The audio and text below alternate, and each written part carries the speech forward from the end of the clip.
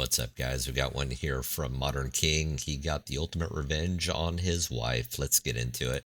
Yep, that's his car. Wow. Let's see.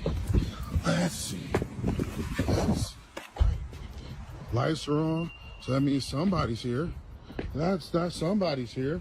And his car, oh, they're in the back, halfway down, in the back seat of the vehicle. Who? Oh, yep, that's Brian, right? Hey, Brian. Yeah, in the back seat with my girl. That's what's going on. What are you doing? We are not together. You're not answering any phone calls, right? Your phone is not right now, right? Why? Too busy in the back seat of a vehicle? If you were in the house, maybe you guys wouldn't be so hot. What's happening? Hey, man, you make the shit hot as gonna move that shit. Yeah, I'm good, bro. It's just a week.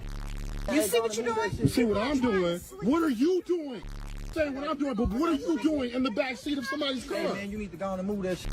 My It's too business. hot over here. We're not together. Look, Listen, we're not together. Did you say we're not together? No, we are together. You know that you're in the back seat with my woman, right? Man, you acting like a child, right? Made you cheat. What was Look, Brian's redefining the term backseat driver with someone else's girlfriend. I mean, that's a bold move there, champ. And for the girl, top tier loyalty, like a cat with 9 homes. And then she has the audacity to act like he's crazy. I mean, no, sweetheart. Sitting in the backseat playing musical morals doesn't make you a free spirit. It makes you trash. And for Brian, bro, at least upgrade to a motel next time. I mean, men, take note. Loyalty's dead, chivalry's in a coma, and your trust, it's on life support. Quit dating in the West. It's a cesspool. the feeling that made you cheat? Always cheat before they cheat. I was just bored. Do you feel bad when you did it? Did you feel bad or no? Be honest. No, never. And have you ever cheated on a guy? Be honest. Don't get on my interview and lie. Yeah, I have. What did you do? What happened? Look, it wasn't even that bad. Yeah. I didn't know they were best friends until after it happened. Most toxic thing.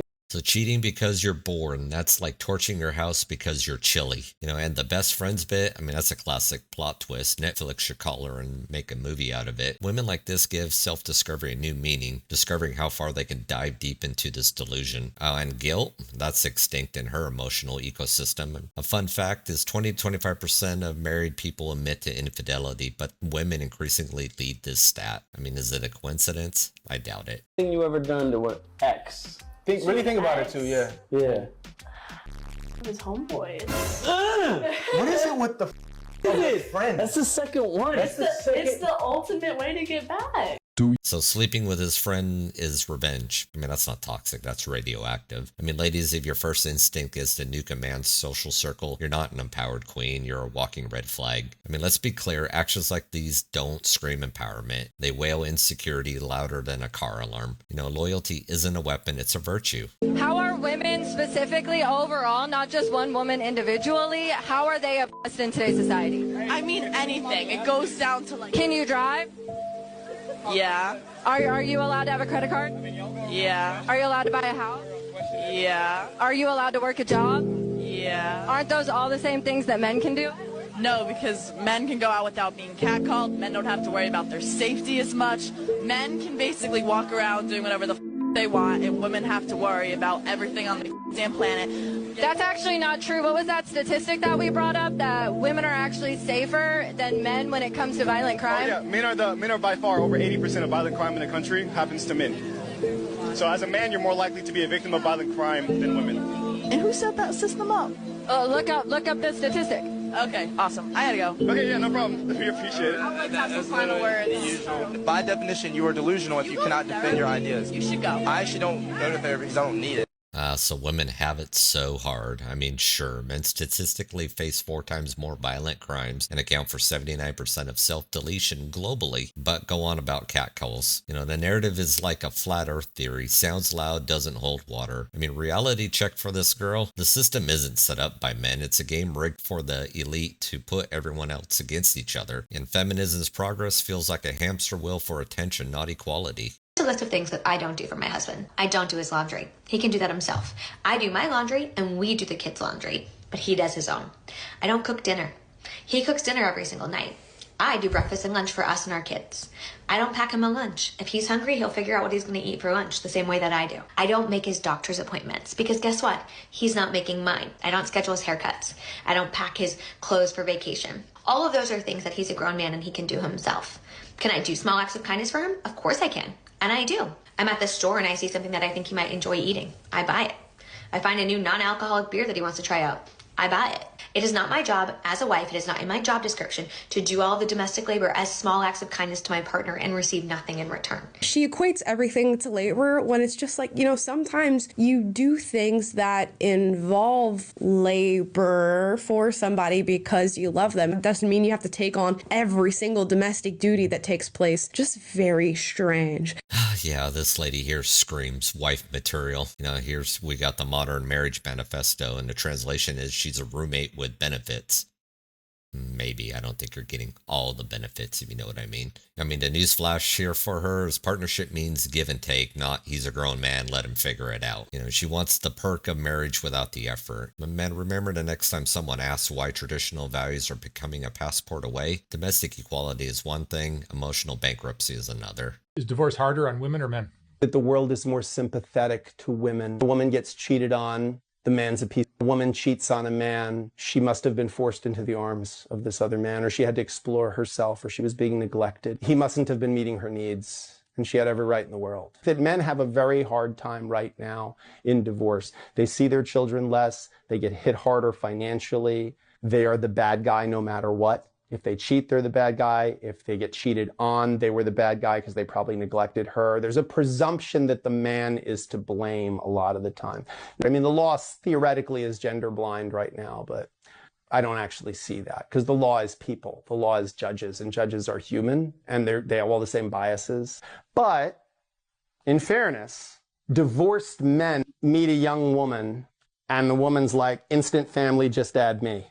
Women, they get divorced, they've got kids. Guys are like, whoop, it's got baggage. I'm not going near that. That men and women have different problems post-divorce. And the world could be better to both of them. You can agree with me or disagree with me. Being a man is hard. There's no other way to put it. But divorce is where the women get the gold mine and men get the shaft. Courts, they're about as general neutral as pink glitter. Statistically, women initiate nearly 70% of divorces and still walk away with the kids, the house, and half of your soul. Men, the system isn't broken, it's rigged. And the cherry on top is a guy who rebounds is called lucky. A divorced mom, too much baggage. The truth hurts, but it'll also save your wallet. Tell a man, oh, I need you to pay for the babysitter so I can come out with you. And he's like, oh, no, that's too much. That's where I draw a line. That's because you're not worth that to him. If the woman of his dreams was standing in front of him saying, you need to cover the babysitter, it's $15 an hour, he's going to be like, okay, plus the tip. You want to only be the man's dream girl when you even give him a shot at dating you. So setting this standard in the beginning is so important. Never pay for the babysitter. Well, first off, a man's dream girl isn't going to be a single mom. Sorry. And never pay for the babysitter is a translation of my kids, your problems now. Ladies, if $15 an hour breaks your budget, then maybe dating isn't your top priority. Here's a wild idea. Don't saddle a guy with your past decisions and call it a standard. Men are ATMs with abs, and if you expect a man to fund your life, at least bring something more to the table than just demands in your body. Next. All I want this summer is a man that has a job, works out, is a foodie, but also likes to have fun. Lives a balanced lifestyle. So he works out and he does his job and he grinds, but he also likes to go on the weekends. He likes to party. He likes to travel. He would, on a Thursday, stay in and we can order food or make food together and just relax.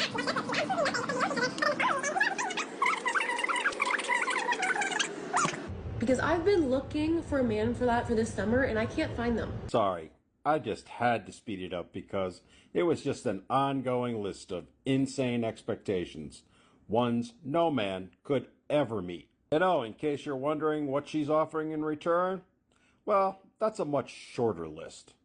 Let's see, there's never-ending increases in the aforementioned expectations, non-stop drama, narcissism at a level that needs to be seen to be believed, and in a nutshell, a whole bunch of me. Not once did she mention what she's offering in return, and there's a reason for that.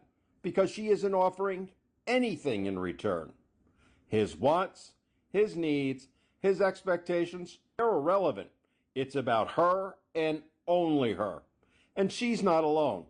This is the epitome of today's modern women and how they think.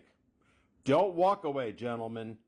Run. She reminds me of that I want a guy in finance, trust funds, 6'5", blue eyes, and whatever else it was, that whole thing. I mean, it's basically she's looking for a billionaire gym rat who could cook, party, travel, and make her feel special all before breakfast. Yeah, that ain't gonna happen, because if a guy's like that, he's busy on his grind and no time for you. Meanwhile, what is she offering?